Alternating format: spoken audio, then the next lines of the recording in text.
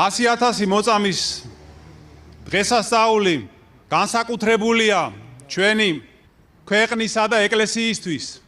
ეს არის სულის ზეიმი და გაბწყინვება.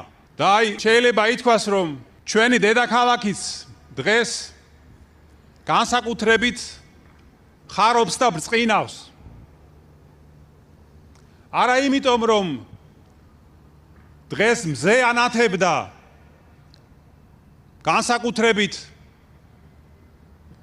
ძლიერად.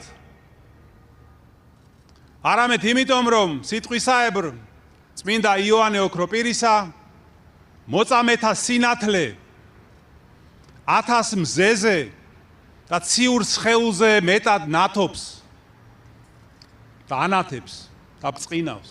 ვინ არის მოწამე? თქვენ იცით, ბერძნული სიტყვა მარტის ნიშნავს მოწმესაც, მოწამესაც. მოწამე არის ადამიანი, რომელმაც თავისი სისხლით დაამოწმა